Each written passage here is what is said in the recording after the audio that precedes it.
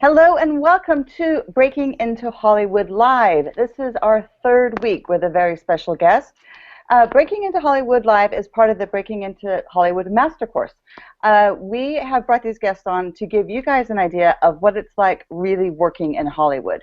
So we had Michael Shipley 2 weeks ago. We had Christopher Kubasik last week. Both of them had amazing insights into two completely separate worlds, one working in comedy, one working very much on internet streaming. Very interesting stuff. If you missed either of those, you can catch them on our YouTube channel. Tonight, we have another special guest, which is Stacey Miller. Who is Stacey Miller? Not which is Stacey Miller. Who is Stacey Miller? An actress and a screenwriter. She's going to have some great things to say, too. So what these guests are giving you is an idea of what actually goes on when you're in Hollywood.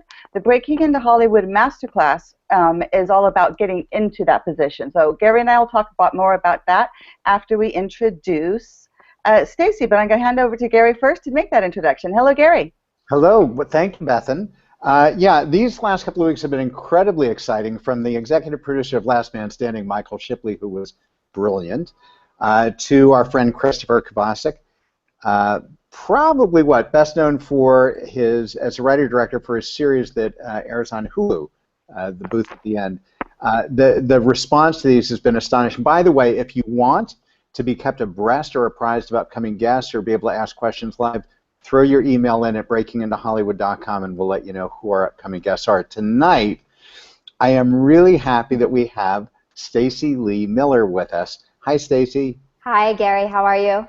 I'm really happy. I'm wagging my tail, to be honest, that you're on this show. Same here. So I'm gonna read people a little bit about your background, your bio, and then I'm gonna tell them a little bit of, we'll talk about how we met later. But so Stacey Miller, originally from Texas, Stacey began her career in Los Angeles as an actress, but after completing USC's Master of Professional Writing program 2008, her focus shifted almost exclusively to writing for film and television and the stage, actually. Stacey's a longtime member of the Playhouse West Repertory Theater, which was one of the best, having performed in numerous productions there as well as many other LA theaters, including A Noise Within and Moving Arts, where she also had the pleasure of acting in the premiere of her own original play called Meeting. In addition to her work on stage, Stacey's worked extensively in film and television, co-starring in several Rabbit Bandini. I always want to say Robert. It's Rabbit Bandini.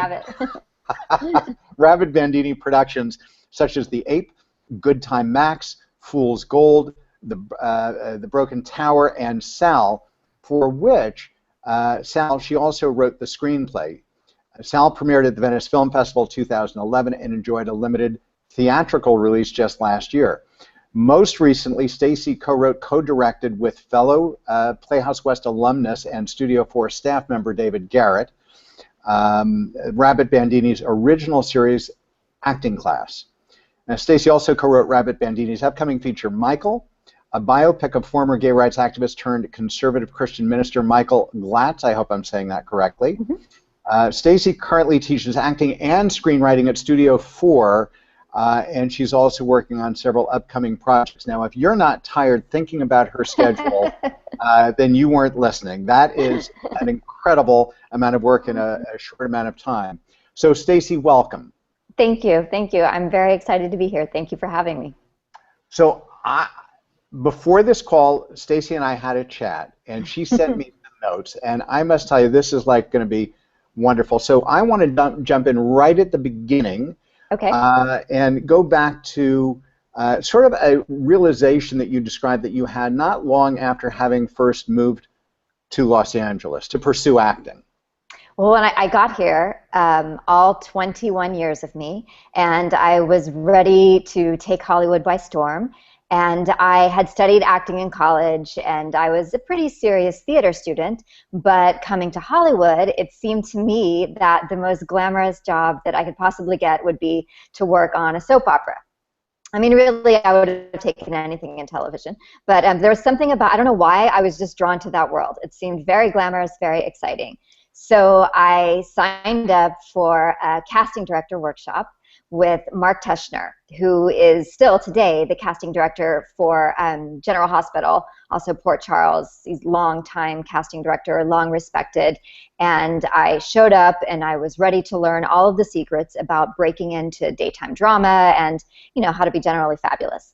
And it's interesting that to this day, it's funny that we started thinking about it. To this day, I can't remember one thing he said about the show, but the thing that I remember that he said was that the only time an actor should not be in class is when that actor is so busy working that he doesn't have time to go. And I remember sitting there in the midst of all these other beautiful people and looking around and thinking the only thing that was going to distinguish me from everybody else was going to be what I did with my brain, was going to be somehow, you know, what I understood of the work and the craft, and I was going to have to go much deeper than just the surface. And I think that workshop, I think, was on a Saturday. I know it was a weekend, and I believe I signed up at Playhouse West on the following Monday. And I was there for 9 years. Stacey, that to me is as beautiful and succinct a story about how this realization and the boldness or the courage, whatever you want to call it, the bravery to believe and act on the belief in that moment that your real value was from within as an artist. There was something about it, and I don't know why, and I wish, you know, it's funny, I met Mark Teschner again later, and I thanked him for that, because I don't know what it was about the way that he said it, but it just rang true to me, and I went, oh my gosh, he's right, I got to find a class. Yeah, and I think this has very little to do with, or not little to do with, but it is in no way unique to acting. This whole idea of authenticity, of finding what is unique about you and celebrating and making that part of your truth, your humanity, in your conversations with people, your selection of people, how you attract and are attracted to both people and projects as you go down this path, this journey. So I think that is a unbelievably valuable statement to start the conversation. The next thing that you brought up was no less amazing. So you talk about, and I know you as a teacher, you put together these sort of extensive reading lists. Yes. You're a little bit dogged about it. I'm kind of a Nazi about it. I Yeah. kind of am, yes. Tell us about that. Why do you harp on people so much about this particular issue of reading, reading, reading? Because as actors, and well, I mean, as writers as well, but specifically as actors, the only thing that we have to work with are, we have our brains and we have our imagination. And those are the only things we have. And I mean, everything else is given to us. Someone's going to give us a script, someone's going to give us a costume, tell us where to walk, tell us what to say, all of that. So if we don't have any way of understanding the bigger picture of getting a deep, you know, emotional resonance with whatever it is that we've been given, we're just going to be talking props. And that's no good. So when I have people come into my class, I tell them, I say, you know, there's a lot you can be doing all the time. You know, it's easy to feel when you're talent that you have to wait on everybody else, but you should be educating yourself all the time, making yourself better all the time. So as part of, you know, it's something that I learned at Playhouse West coming up. They have very much a culture of reading there. They value reading. They expect you to be reading all the time. When I became friends with, you know, my still longtime friend and collaborator, James Franco, that was something we sort of bonded over, the fact that I thought I was well-read, and then I met him. And then I've never met as voracious a reader as he. And it was amazing to me that he, and to this day, you know, still always has something new he's interested in, and always can talk at length about a number of topics, and his projects are so varied. And I believe it's because he's constantly reading, he's constantly educating himself and bettering himself. And so for my own students, you know, I put together like you said, an extensive reading list. I expect them to be doing it all the time, and I ride them constantly. I ask them what they're reading, and because I get excited about it, you know, I'm a book nerd myself, and I always want to know. That's my favorite question to ask anybody, is what's your favorite book? Because it's a great conversation starter. And as far as, you know, your you know, tenets about Hollywood, Gary, and the fact that, you know, it's all built on relationships, well, if you're going to start a relationship, you have to have something interesting to say. And I just find that the most interesting people are the most well-read people. Do you focus on particular genres for your students, or is it a mix for them to get kind of a world view, actually? It's, as you say, it's a great education, a way to get educated by reading. Well, I do tell them, I say, you know what, if this is what you want to do with your life, if being an actor, you know, being here is what you want to do with your life, treat it as a real profession. I mean, if you want to be a doctor, you have to go to medical school. You have to learn the history of medicine. If you want to be a lawyer, you have to learn the history of the law. So I say, yes, you should absolutely read the great biographies. You should read the great theorists. You should know where you come from. You should read the great playwrights, because all of those things, you know, feed your understanding of not just your craft, but also your culture. And so, you know, people, and I get a lot of pushback on this. It's kind of amazing. And people will say, well, I don't really like it, or it's not interesting. So I say, okay, you know, this is just my suggestion. This is just, you know, me telling you what I've learned. But if you don't want to read those things, find something that does inspire you and move you and feed your imagination. Because at the end of the day, that's what you're doing as an actor. You've got to stretch that imagination. If you don't stretch, it's a muscle. If you don't use it, it's going to atrophy. And the people, you know, the most interesting actors and the people that are doing, you know, the performances that you want to watch over and over again are, you know, those are the people you want to emulate. And those are the people, you know, that their imaginations are just obviously so full and so rich. I have, sorry to break in here, Gary. I have a really good way of getting great books. I'm a huge reader myself. And I decided a couple years ago that every other book I wrote had to be from a Nobel Prize winner. So I went through all the Nobel Prize winning authors and chose a book. So I'm getting educated, and then I can do something kind of trashy. And then I get educated and do something kind of trashy. But I learned, you know, so much about Africa and the Middle East and, you know, Asia from reading international artists. No, it's so true. And it's, I mean, again, you know, as a screenwriter, you know, you never know what's going to strike your imagination. Like you said, if you read a book about Africa and then you start thinking about, well, maybe I want to tell a story about Africa, or maybe I know something about that. Let me find out what else I can find out about that.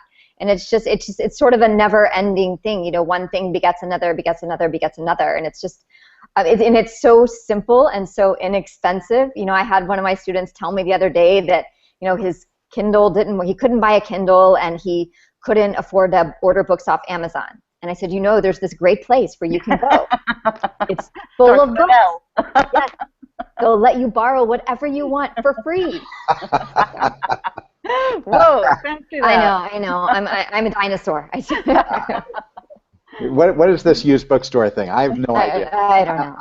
I'm just smiling because this is, you know, if you stay curious, if you stay lit up, you're going to just be excited and you're going to have more to share. This is a business of relationship. And the more you bring, Stacey has been known to say, you know, strive to be the most interesting person at the dinner party. And that dinner party is metaphoric. That dinner party can be the best phone call that assistant got that day, because they actually asked the right smart question that no one else is asking and shared on the other side of that what's really lighting them up. I mean, I do that all the time as well, Stacey, and I you know, it's interesting. It doesn't matter to me so much what someone's reading. I used to read a lot of fiction, and I find that in recent years it's completely slid the other end of the spectrum. I would say the ratio is at least three or 4 to 1. I am addicted to nonfiction. So, you know, I'll make myself read some fiction every 4th or 5th book, but it's really academic, as long as you're sort of on fire with that learning, that curiosity. And I think you're right about, you know, James Franco's career is a very interesting and diverse Rorschach, and that may sort of make sense. I never thought about it that way, but that's a great observation. I know you often talk about, you know, how can you be studying filmmaking if you're not watching all the classics? How can you, oh my gosh, you know, plan to become a great musician if you haven't studied all forms of music and listen nonstop to radio and to, you know, have a good collection?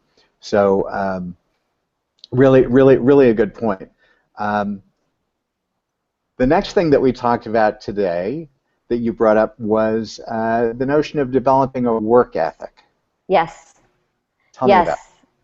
Again, you know, I go back to Playhouse West. I'm a commercial for them today. But, you know, it was, when I was there, when I was studying there, it was very much instilled upon in us that we should be working all the time. And I think a lot of actors think, oh, well, I showed up to class, okay, I did my part, I'm done, it's over.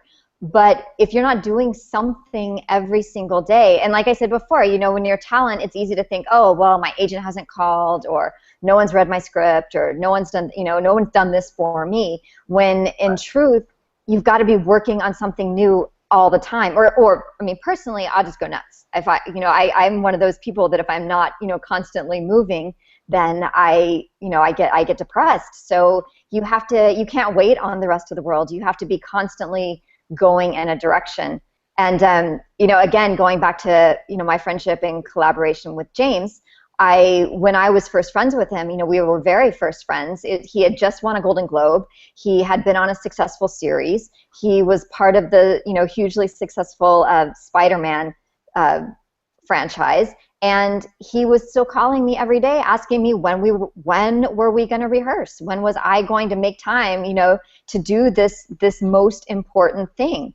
And I think that I really learned something about, you know, it didn't matter what we were working on. It didn't matter because, again, this is a guy who is, you know, on television in big movies and doing his own movies, whatever. But the most important thing was whatever we were working on right in that moment, because whatever we were working on in that moment was somehow bettering us. And maybe whatever it wasn't going anywhere that we could see. But, you know, this is 10 years down the road. And all the things that we did, again, all the things that we read, the things that we studied, it's all come back around. That's so reminiscent, Stacey, of the sort of, you know, I've heard over the years a lot of people say, you know, the difference between the British and the American work ethos in the theater and acting and creative communities at large, which is in the British communities, you know, the work is the thing.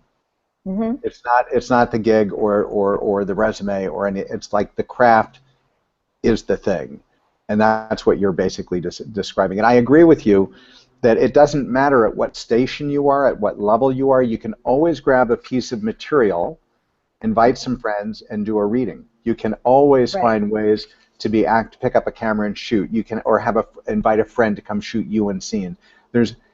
In today's world in particular, I mean, technology has empowered us in so many ways and freed us to create content and to be, you know, exercise, if you will, our imagination.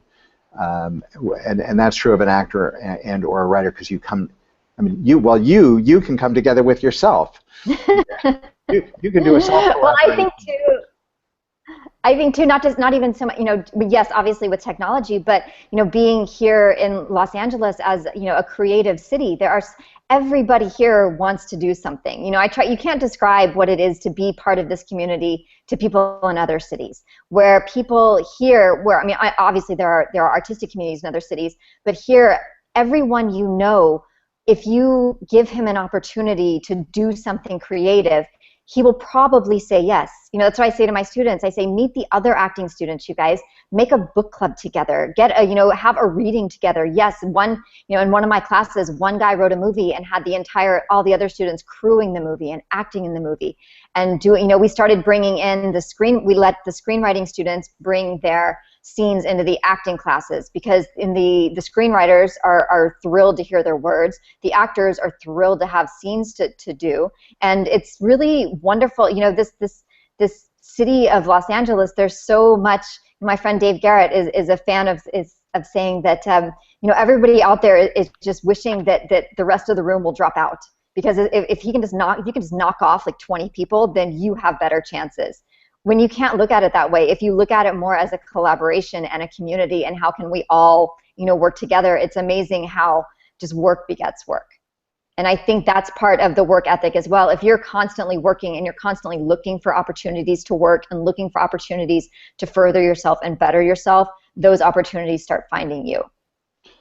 Yeah, Gary, this is sounding to me a bit like the article that you wrote about today, and how modern technology has changed things in the community that we're building now. We're hoping that people will be able to help each other with scripts, with acting, via hangouts, private hangouts like this. The Planet of the Apes, what was that? Was directed 6,000 miles away from the actor?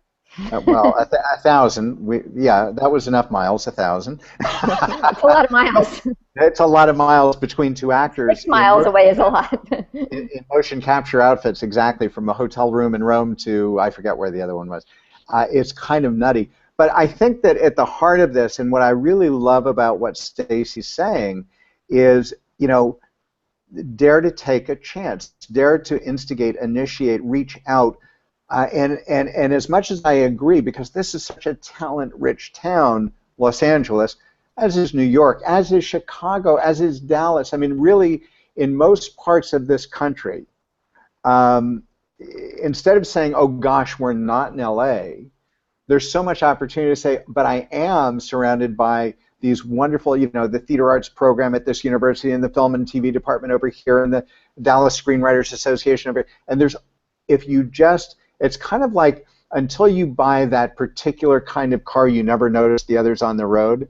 When Right. you open your reticular activating system goes, I'm in search of, and you start to notice, it's like, oh my God, there's talent and creativity everywhere. Absolutely, absolutely. And it's ours to invite that into our lives increasingly, and then filter out and find the best of, the highest quality, the most committed people, the most talented people. Make that your inner circle. Absolutely. And things that didn't seem possible just a few months ago start to feel very possible today. So that whole thing about work ethic, Stacey, is huge, and I so appreciate you making that one of your top in your value system, the totem of your values, if you will. Now, you also talked about, and I think this was part of that, which I thought was interesting. You talk about keeping a journal, and I have one take on what you meant by that, but I want to hear what you meant. Well, it's sort of not a traditional journal so much, but it's more when I'm talking to my acting students, but although it does bleed over to the screenwriters as well, I tell the acting students, again, going back to the fact that their greatest tool, their greatest instrument is their imagination. And so, they often come to me and they say, well, I'm having a hard time finding things that finding things that move me, or finding things that I care about. So I tell them, I say, you know what, it'll happen all the time, write it down. Keep a journal of the things that make you, it could be anything. It could be a movie that you saw. It could be, I hope, a book that you read. It could be, an exchange you have with your best friend. It could be, anything. And it doesn't have to be a good thing. What is it? And I just ask them, I say, find those things. Find those, the things that move you in your life. What makes you mad? What makes you sad? What makes you happy? What makes you, feel love? All of these emotions, because these are the emotions that you want to color your work. I mean, these are the things that you want to be able to access. And when somebody says, hey, here's this scene where you have to be, angry about this, and you say, well, I've never done that, but I do know this, and so then you can kind of go to your, treasure trove of all the things that you hopefully, written down in your journal, or just kept, an internal kind of Rolodex, as you like to say, of what is it that really makes me tick. And these things apply 100% equally to actors, writers, directors, producers, everybody. It's the same. We all have a slightly different seat at the table, or perspective, if you will, but no less relevant for anyone in that process, yes? Absolutely, absolutely. So this goes a little bit in line with something we talked about a moment ago, but you also had this sort of line about surrounding yourself with people who know more than you do, which I think is like one of the great secret sauce ideas in any person's lifetime. I absolutely believe that. Like, I've been so blessed and lucky to have people, to meet people in my life who are so smart and so talented and so driven and so, dedicated, all of these things. It's not just about, because, Gary, Hollywood is not just about talent, and it's not just about brains. It's about the drive and the dedication and are you going to make things happen? And so whenever, I want to start a new project, or just not even projects so much, I just like I like to be around people, like I said, and this is the way I think of it, who know more than I do. Who are people I look to who have had success in certain areas, who I know to be very, very intelligent, who I know that, you know, can have any kind of conversation with. Those are the people that I want to be around. Those are the people I want to spend time with. But then I also know that I have a very short list of people who I absolutely trust. And I think that this is, and I don't just mean, you know, emotionally trust, I mean artistically trust. People who I know I could give a script to and would tell me absolutely what is what with that script. People I know, it's funny, you mentioned that play that I had produced, you know, with the theater company when I got to be in it, and it got to a point where everybody was telling me something different. And it was my first play, and one person said, no, the ending should be this. And one person said, no, it should be this. And I couldn't, it got to where I couldn't hear anything. And then I kind of had to step back, and I called a friend who maybe I hadn't talked to in 3 months, and I said, I need you to come watch this and tell me what you think. And she did. You know, she showed up right then. But it comes from a long history of, you know, being someone who shared a similar work ethic, who we had been, you know, who we knew each other very, very closely and had worked together in the past. And those are the people I think that you have to surround yourself with. And I'm just lucky in that, you know, most of my people like that also happen to know a whole lot of stuff. So that's really good. I think that's brilliant. It's sort of a you know, the sibling strategy, which is, you know, invest in the time and the effort to find those people that you really trust deeply, as you say, who have that left-right brain, that heart-mind, that artistic balance that you trust intrinsically, and it proves itself time and time again that they're candid, they won't sugarcoat, they really do know more than you do in a sense. But they also, if they don't know more, they at least have objectivity, which you don't. And that's worth gold. So have an inner circle and then apply it. The flip side is make sure to apply it. I see a lot of times, I think sometimes people slip a little bit. And I don't care if it's the stage play or the screenplay or the TV pilot script or whatever the material, that core intellectual property. But it also might be the performance. It might be at the table reading. It might be the letters that you're sending out. It might be the synopsis or the log line for the project. All of those things deserve no less time, attention, revision, feedback, because each is part of your toolkit. So, absolutely. And I think, I'm sorry to interrupt, but I would just another sort of to piggyback on that. The same people, you know, I don't just look at them, you know, artistically and just, you know, their achievements, whatever. But there are a few people too who I try to emulate their behavior. I look at my buddy Dave, who you met with me, who the guy is the consummate professional. I mean, he has a great time, and he's just wonderful to be around, and he knows so much. But I also look at the way that he deals with other people, what be they, you know, people who are, you know, on an equal plane with him, people who, you know, maybe be ahead of him, who are below him, whatever. He treats everybody with the same respect and the same courtesy. And, you know, there's something in that as well that I really, really admire, and I try to, and I think that it comes with people who are successful. They have, you know, a lot of people who are successful have a way of treating other people that I think is very, very valuable as well. Yeah, well, you just spoke to the next category of, you know, this, which is maybe one of the great short stories, but one of the most important short stories of all is be professional. Mm-hmm. And absolutely. that's without having no sense of hierarchy. And you made an interesting statement because you started out in acting, and I think that was the way you framed it up. You said whether you're doing an equity waiver theater gig or you're in a student film or whatever it might be, treat it as if it is the single most important piece of work you will ever do.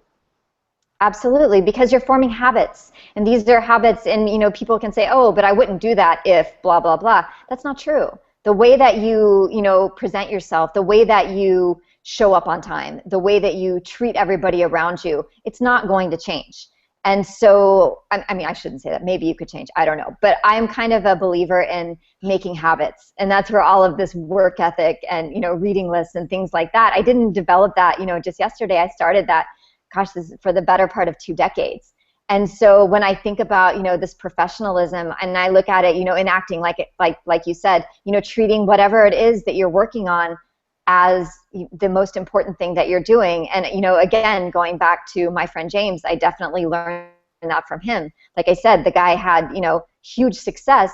And if we were late to our 10:30 p.m. rehearsal, because that's the only time we could get the theater, we were in trouble. I mean, we needed to get there. We needed to show up. We needed to know our stuff, and we needed to get done what we needed to get done to, for the plays that we were doing that weekend. And, there was no difference in anything. It was all, and I think it goes back to your work ethic. If that's your work ethic and that's who you are, then that's how you're going to be wherever you are.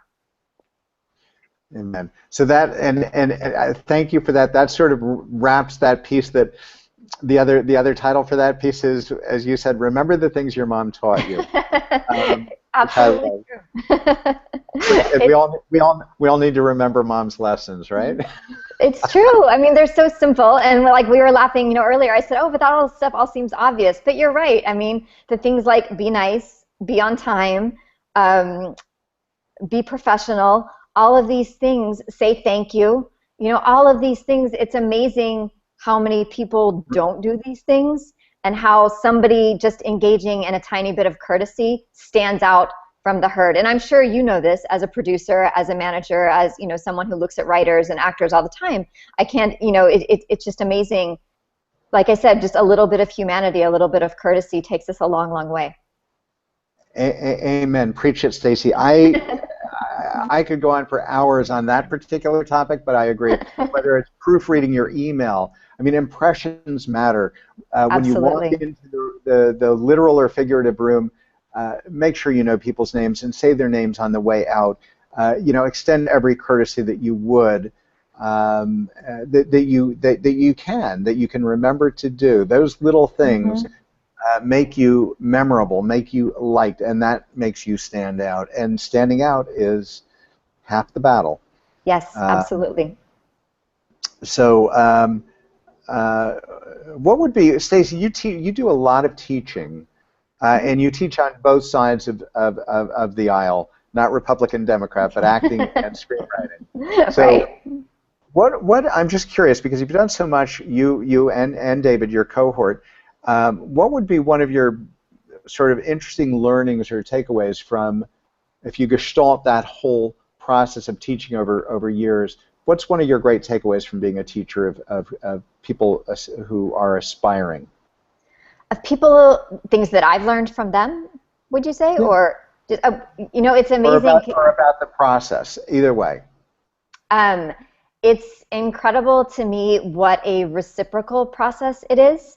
It's funny, somebody asked Dave and myself, in our last screenwriting class, he said, well, you guys are both successful screenwriters. What are you doing teaching us? And I said, because this is what feeds me. This is where I get ideas. I mean, these are the people who are talking about the things that I want to talk about.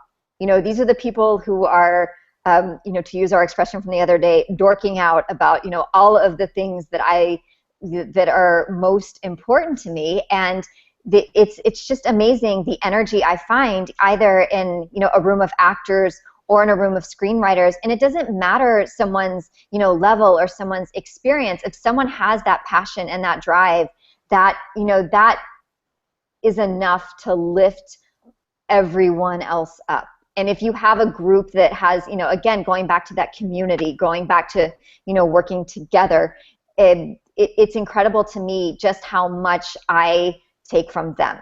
I really thought, oh, well, when I first started doing it, all right, this will be fine, and I'll tell them some stuff and whatever. But it is pretty incredible what a, give and take process that it is.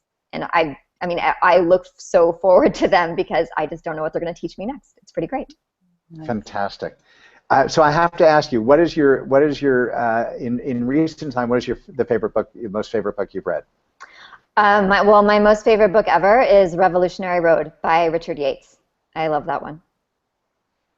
Great answer. And so there are a couple of questions I warned you I might ask. What would you say, what are your thoughts or strategies on how best to get, for other people to get their foot in the door, the Hollywood door, if you will? When you're new. When you're new, I go back to what I said before. I say study and learn and find out what it is you're doing. It's amazing how many people come here, especially as actors. I don't think as much as writers, but especially as actors, and just have no clue about any of it. You know, acting is interesting. It's kind of one of those things where anyone can sort of do it, and anyone can just slide in there on natural, you know, charisma and talent. And yes, sometimes that does happen, but if you don't have a solid understanding of, you know, just the basic fundamentals of what do you do if you get on a movie set, and what does a director do, what does an editor do, what does a DP do, you know, these are all these things you should know your business, know your craft, and understand, because while you're, you know, waiting for your big break and your big chance, you can be educating yourself. So that's one thing that I wrote to you, and it was one of my favorite things that my acting teacher used to say. He used to say, everybody in this town gets a chance. It's just a law of numbers. Everybody gets a chance. But it's the people who are ready who will capitalize on those chances. And that's always something that's really, really stuck with me. Yeah, and ready I interpret to mean both be curious, be studied, never stop learning. Absolutely. About all of the, you know, every other craft, not just your craft. Know Absolutely. what makes the beast work, and whatever else I was going to say, I've already forgotten. I'm sure it was brilliant. I'm sure it was good. I was probably the best thing I was going to say all day. Probably. Undoubtedly. But yeah, it's really important to do that, and the other piece really is just reaching out. So studying not just intellectually, but studying in terms of reaching out to other people who can be your mentors for a moment or a week or a month or a year. That to me is one of the keys. Is like, you know, you sort of said, reach out to people who know more than you, who are more seasoned than you, and have as many of those people. Make that part of your practice or your discipline on a consistent basis, is to constantly be bringing new people into your life, and almost like politely going into the brain and seeing what's in there. Absolutely. Sure. What can I learn from you today? Absolutely. Yeah. Absolutely. What if you were going to write, if Stacey Lee Miller was going to write a letter to 18, well, okay, you're only 20, so this only goes back 2 years. But if Stacey Lee Miller were to go tonight, to go in a quiet room and write a letter to your 18-year-old self, the things that you've learned, the things that you would counsel, or the wisdom that you would share with self to make sweeter or more swift or more efficient the journey, what might most stand out? Work harder. Just there's never, like I keep saying, there's always something that can be done. There's always, and enjoy it along the way, because again, if this is what you want to do with your life, find the joy and the wonder in it. And if it's a chore, then you should look at something else, because this business is hard enough. So that would be my biggest thing to myself. I think work harder, you know, study more, ask more questions, read more books. There's always more. There's always more you can do. I love that. What a beautiful, yes. The Stacey Lee Miller ethos. Let us all carve that on our desktops. Work harder, have more fun. Both, they go together. They do. Very they well, really actually. do. Yeah. I mean, we're so lucky to work in this business. It's a lot of fun. It's a luxury. There's no question. It seems at times like sweet agony, but it's not. It's a luxury. So I read at the top of the show your credentials, your bio, and it's really quite an astonishing amount. It's already impressive to me, this sort of how far you've evolved both as actress and screenwriter. It seems like you've been equally committed and disciplined to pushing forward on both tracks, and how much you've accomplished in terms of getting things produced and or things produced that you're in, right? So I just find that very, very refreshing and unusual. And there was a question behind it, which I've already lost. What was the defining moment of when you realized you had made it into Hollywood? Oh gosh, did I make it? When I read this question earlier, and I thought, have I made it? You know what? I don't think. A defining moment. You know, okay, being on the red carpet in Venice was pretty cool. That was like, okay, this is kind of a cool accomplishment. I mean, nobody was looking at me, of course, but you know, just standing up there and watching all the crazy crowds and seeing that, I was like, this is kind of I'll mark this down as an accomplishment. But beyond that, you know, I still go back to it's like you said, Gary. It's definitely a journey. And I think that's something that, you know, people have to understand about this business is I don't think there's ever an end point. I mean, the most successful people I know are not satisfied yet, you know, so. I would say that that is one of the hallmarks of successful people. You talked earlier about sort of the perspective a lot of more successful people have, the generosity of spirit, how they extend themselves. They're more available than most people, I think, would imagine. But by the same token, they don't take that much succor from the past. They acknowledge it, they appreciate it, certainly. Right. You don't throw dirt on it. That would dishonor it. But you also, I think a lot of successful people, as you just said, think, my best work is yet ahead of me. Right. It's still, there's something better. Yeah, absolutely. The red carpets, yay. Awards, yay. All lovely. Good. Yeah. They're nice Kodak moments. That's lovely. But yes. Anyway, so you know, where do you next? How do you set the bar for yourself? Where do you next want to go? You've been produced on stage, on video, on film. You've performed on within all those environments. Where do you see yourself going? I'm just curious. Well, I have a few things I'm working on now. I started, you know, I'm working on some television stuff too. I'm very interested in that. I would love to get into writing for television. Something I've never actually done. You know, I've written pilots, but you know, as far as taking it to the next step, that's absolutely on my list of things to do. And then I have kind of a passion project, you know, that I just started working on. One of those scripts that's, you know, definitely not a big Hollywood movie, but very, very near and dear to my heart. And just realizing that is something that I'm really excited about right now. So fantastic. Those are my kind of things on the horizon. All good. Stacey, you bring up something interesting.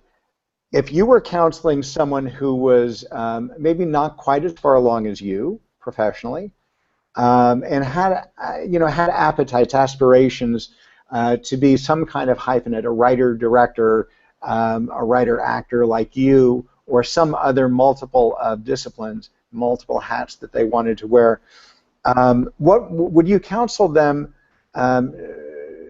to pursue all simultaneously at the outset? Would you counsel them to achieve a certain plateau or terra firma of success with one before moving on? How do you view that?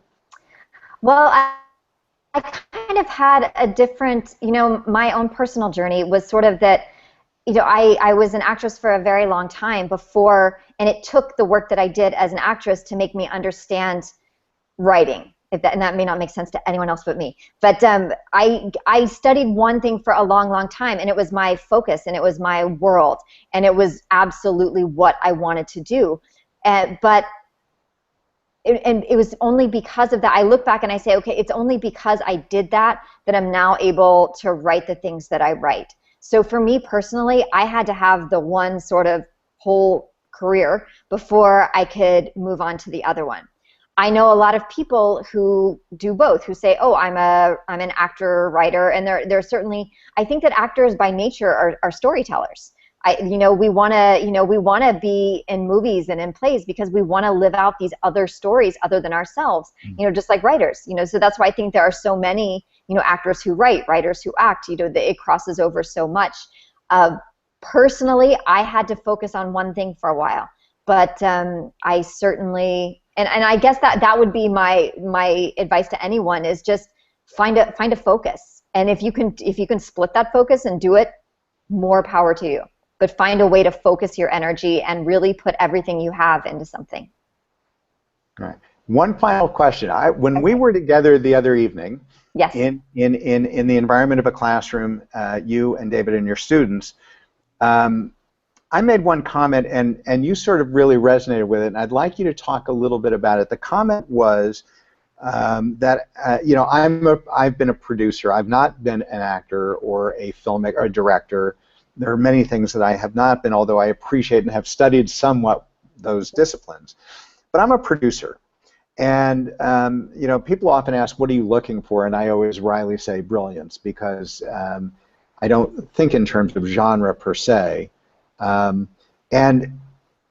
I made a comment that when I read a screenplay, I never read it as if I'm the financier, the distributor, the studio executive, even the producer, or even the director. I read it as if I am the lead actor, and I am considering whether this role is a must-act role for me. And you you smiled. Share with us, if you would, your thoughts about that. Well, again, obviously, my background being an actor, there's nothing, and it probably is what gets me excited about writing, or got me excited about writing, just because I knew, as an actor, there's nothing more exciting than picking up a script, and this is the way I describe it. Picking up a script you can feel in your guts. And if you read something and you can feel that reaching all the way down into your guts and doing something to you, then it's going to do something to someone else as well. And if it's something, if it's a story, and so that's why, the movies that move us, the movies that are up there, it doesn't matter if they're action movies or dramas or whatever, there's something in there, there's some kind of heart in there that is really, driving that train and making it resonate with people. And I think that, you kind of go back to the very basics of storytelling, and it's this, the ancient storytellers sat around the fire and, shared stories. And that's, to this day, that's still what we want to do. We all want to share stories that we all understand and we can all bond over. So when you said that you read like an actor, that to me, you were saying that you read with your guts, which is what I do. It's funny, I heard a producer say the other day that, when he reads something, he likes to see sex or an explosion in the first few pages. That gets him excited. And I was like, okay, I see that, that can happen. But for my money, or my, whatever, if something can reach out and tickle me emotionally, that's what I get excited about. And that's what I heard from you when you talked about reading that way. So yeah. I liked that. That was one of two, and I'll just share with our viewers, because I think there's actually two thoughts, and that's the more important one, right? This is sort of one area of our being, and the heart and gut and spleen and viscera, solar plexus, call it whatever you want, are feeling places. I call that the truth zone. Now, sometimes I get influenced by this when I shouldn't be. I can justify, I can rationalize my way into a project that may or may not deserve the investment of my next few years. Right. Whereas this will never lie to me. So right. If this tells me that, and that's what I mean, if as a performer, as a human being, even as an audience member, if this is really, if I am so compelled, if it just locks me into the story, then I know I have something, because there's also the flip side, and they're perfect. There's perfect symmetry between that sort of emotional take and the business of our business.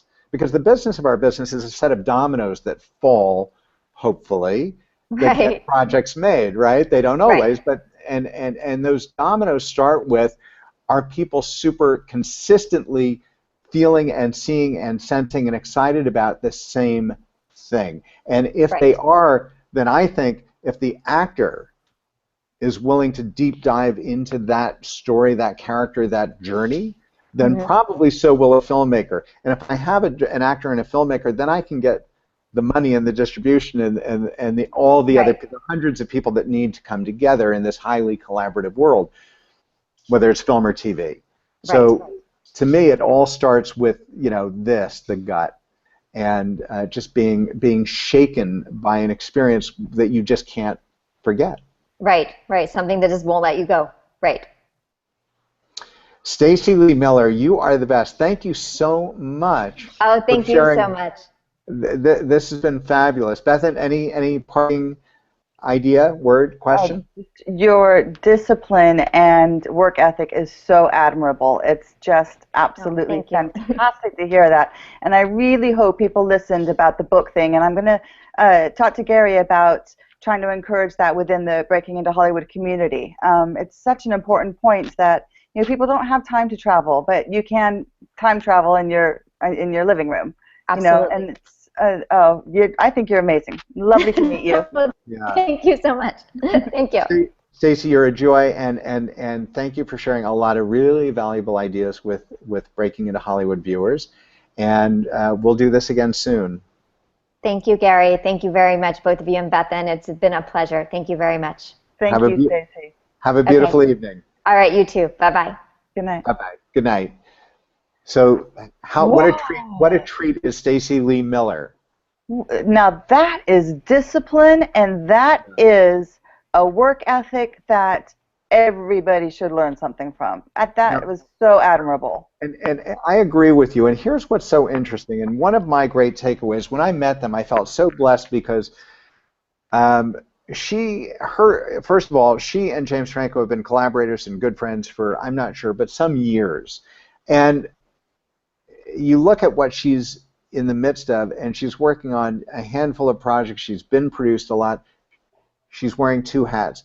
And yet, she still lives the ethos of what she described. She is teaching several nights a week. This is someone who's probably going 7.5 days every week. Mm-hmm. And I think there's a lot to be said for and a lot to admire about that approach, and that's what it takes if you're committed to make measurable progress in a creative sandbox. So what a treat. I loved that conversation. I loved the community bit of working together, and what I was trying to say, and I don't think I phrased it right when I jumped in, was that distance doesn't matter anymore. That what we would love to see with the Breaking into Hollywood community is for it to build, and for a writer to meet a director, to meet an actor, and one might be in Dallas, one might be in LA, one might be in New York, but through the facilities that Google Plus give us, a Hangout, they can get together, they can work with each other. We can set out homework and say, come back next week and let's see what you've got working together. Bethan, that is so big. In fact, I'll tell you a story that goes back into the very first AOL chat rooms. So what year was that? In the 80s still? 1880s? 1880s, yeah. Exactly. Back when saloons were saloons. But there was a wonderful thing that happened. There was a young, frustrated writer named Bill Marsilli, who was in this chat room, and he was asking advice. He was asking hoping to find more seasoned writers, and asking their opinion about agents and about the business and whatnot. And apparently, I never saw it, but the way he expressed himself was very thoughtful and very smart and very mannered. And there was another gentleman in that chat room, Terry Rossio. Terry Rossio is the Academy Award winning, he and his partner, Pirates of the Caribbean, Shrek, this, that. Just tons of a crazy amount of success. And he said to Bill, Terry said to Bill, look, I'm on the West Coast, you're in New York. I just like the way you speak. I have a treasure trove of treatments and synopses that I've never had time to flesh out. But I like you, and if you would like to collaborate, maybe you could look through those and see if there's one that sparks you that we might work together on. He found one, I forget the original name. They worked together on it coast to coast, alternating pieces. And long story short, they sold a screenplay. Wow. $5 million. This is going back a lot of years. Wow. They sold a screenplay to Jerry Bruckheimer for $5 million that starred Denzel Washington, and it was a film called Deja Vu, which was a really good film. So we have come a long, long way from then, and I'm not talking about in terms of price, and that really shouldn't be the focus, but I'm talking about the availability. What you're describing is the availability, if you're curious enough to look for it, of very qualified people in front of the camera, behind the camera, and it doesn't matter if they're in your geography even so much today. Mm-hmm. Mhm. We're now 3 weeks in on these interviews, and we can see that there's a core team who's showing up from the start, and we know these are going to get big. These are going to get really big. So with that core team, let's think about in the next week of we actually have a community page as well. Let's think about maybe getting Mike on to help people understand Google Plus so that they can engage with each other in their circles and work it properly. Because you never know, joining in these live events, somebody from Tierra Films might meet a writer and they might be the next big Oscar winner in 3 years, So let's build that opportunity for that to happen. And that's really easy to do on Google. But I think what would be really handy is to give a tutorial on how to make that work, because this is the perfect environment for what we're talking about here.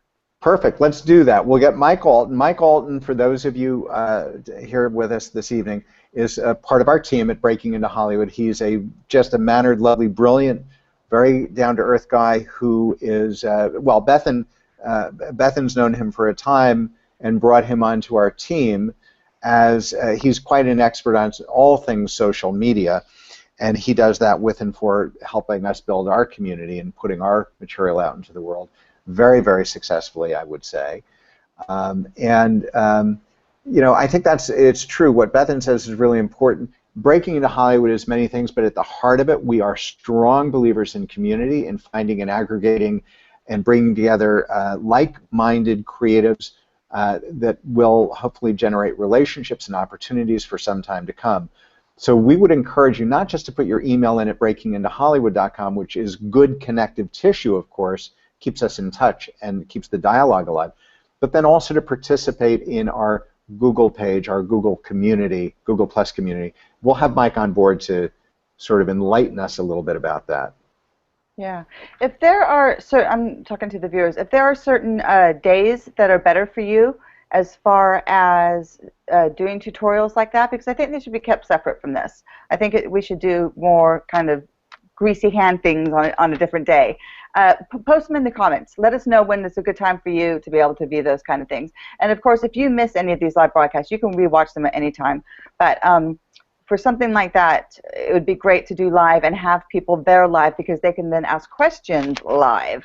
And if you want to, we can actually bring you in the room so that you're one of these boxes on the bottom here, so that you could ask Mike specific questions about how to build up your whole Google presence. And a lot of people are saying, I do Facebook, I don't need Google Plus. Believe me, Google Plus is the perfect environment for what you want to do here. Absolutely, you couldn't get any better, because you can do hangouts like this for privately.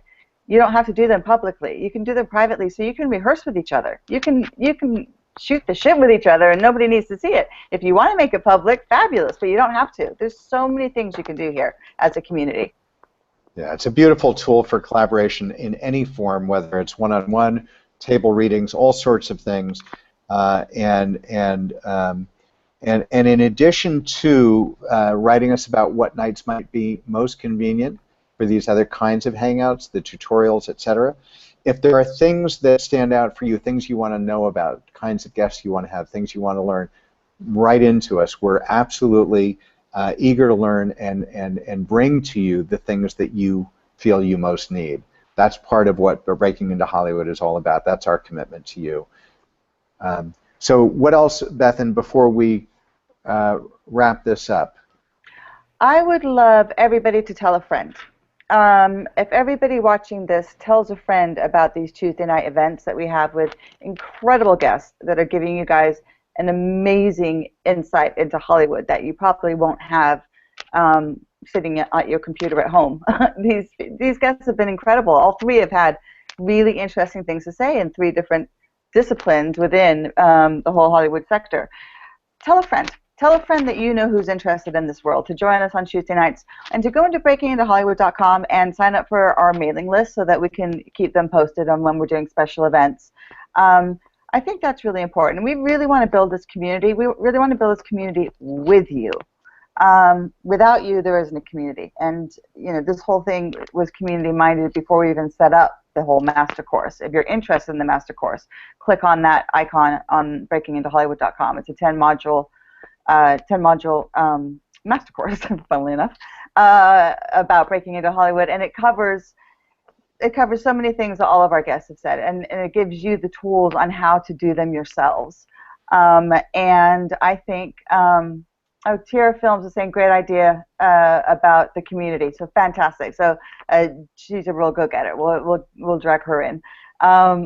So yeah, go to breakingintohollywood.com. Tell a friend, please. These are such great opportunities for you to learn, and we'll be doing more, not just the kind of fancy things like this, which I'm calling fancy because I think these guests that you're pulling in are just amazing, but more kind of rough and dirty, figuring out how to work Google, building your circles, getting to know other people on Google, and collaborating. You guys seriously could be the next big team. Yeah, we're going to get. We want to be very much roll up your sleeves with you. Look, what I don't know if these were fancy, but I would say this: the caliber of people that we're bringing are not people who are generally very public facing. It's not because they're they are in any sense antagonistic or above it. Not at all. Quite the opposite. They're very generous and very available, but they just don't think of it. It's not where they spend their time being in Hangouts. So when you get a chance to meet these caliber of people and actually in real time with the ability to post a question, that's pretty special. And that's kind of, and then the coursework is an extension of the book. As good as the book is, as much as people flip out over the book, the coursework was like, how do we get that bridge so it becomes experiential, where you actually you apply these strategies so that you come out with a very personalized plan of action. It's not theoretical anymore at all. And these people are helping reinforce that. That's what we're here to talk about. So by all means, I agree, Bethan. We're not shy about saying, find someone who could really benefit, someone you respect, someone you like, someone you trust, that you think would really find value in the kinds of things that we're talking about, the kinds of guests that we're bringing on board.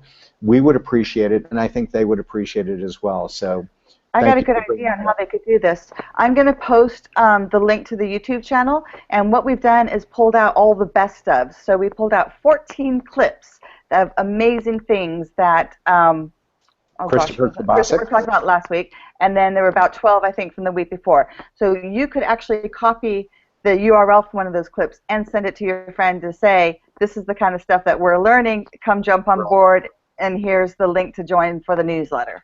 Good idea? Inspired idea. I love that. Yeah. You know what? This is when I saw something the other day online where someone wanted to spread the gospel of what they had written, and they had a little decal on it that said, "Copying is loving." Of course, that's the opposite of what most people in the intellectual property world, is like, don't steal my material. And this was like, copying is loving. And in this particular case, you know what?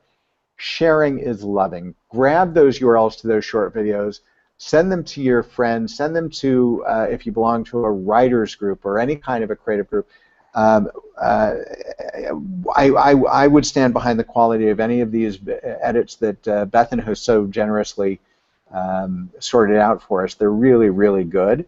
So by all means, share to your heart's content. Gary Goldstein. Gary W. Goldstein. It's 6:03. It's tequila time. Tequila time. There we go. All right, everyone. Have a beautiful evening. And Bethan, thank you so much. Thank you so much. And we will be back again on Tuesday. And we will set up this Getting Your Hands Dirty session. And if you do have suggestions, please leave them on the comments in this. And I'm going to add the link to the YouTube channel and the link to Breaking into Hollywood so that you can share it with your friends. Thank you, everybody. Thank you, Gary. Good night. Good night.